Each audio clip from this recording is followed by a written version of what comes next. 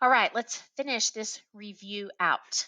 So, this number 14, the key is what it's getting at is it's wanting you to find that standard deviation of what happens when you are subtracting random variables. And if you remember when I did an example with the cereal box, even though I am subtracting out an amount, then but the uncertainty, the variability of what's left in the cereal box is still bigger. Wasn't sure how much I started with. I wasn't sure how much I subtracted out. So I'm even more uncertain of what is left. So the key there was you're supposed to know that even though we're subtracting those random variables, the standard deviation, the variability still gets larger. Okay? Important fact that you know. Now, so this number 15 is pretty involved. I'm putting a couple uh, of questions toward at the end as kind of as a I may have a bonus or so on the test that would go involved this much involved. But let's kind of talk through it.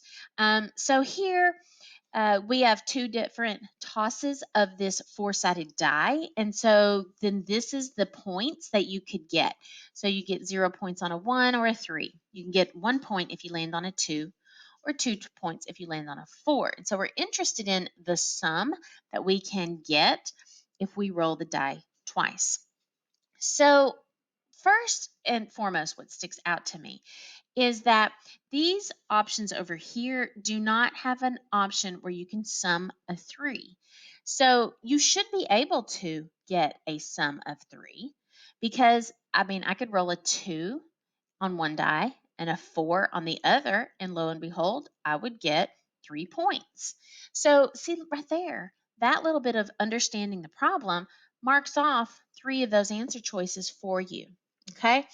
Now, when I come over here to the rest, between these two answer choices that are left, if I just focused on this first item that's different, 0 points, then I maybe can find the difference between them.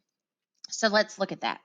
So I came over here and I kind of sketched out how can I get these different types of outcomes. So, how could I get 0 points by rolling this die twice? Well, I would have to get a 1 on one die and a 1 on the other, or a 3 and a 3, or a 1 and a 3, or a 3 and a 1. So, I've listed this out here and I'll let you study it and not go over it in depth. But you can see I've listed out the 4 different ways that you can get 0 points out of all the 16 possibilities. So 4 out of 16 is 25% of the ways that you can get 0 points. Hence, there's my answer. Okay. The hard part being maybe having to come up with the fact that there were 16 possible combinations. Okay. Let's do this number 16 and then we may stop. I may go ahead and pause and then we'll finish up with the, I'm going to skip 17 and we'll do 18 to 22. So let's take a look at this because it is really, really important that you understand how the sample size affects the variability, the standard deviation.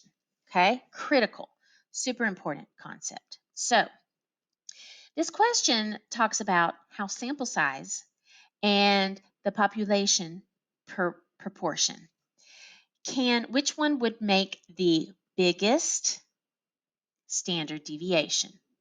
So we want the largest variability, the biggest standard deviation. So let's examine this formula here. To make this number big, what do you want that denominator to be?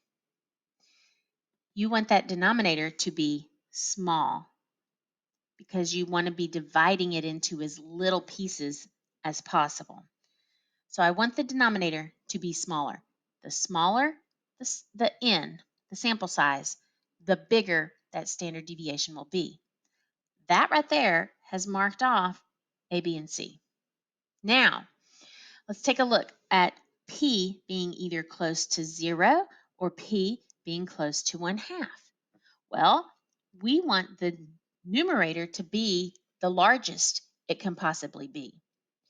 So I had to think to myself, do I want to multiply, a number really close to 0, or do I want to multiply the numbers that are closer to 1/2? Which is going to give me the biggest numerator? And of course, that's the ones closer to 1/2. Hence, E is the one that's going to do the largest standard deviation for me. Okay, so I think I will just go ahead and stop right there, and then we'll come back on the last video to do problems 18 through 22.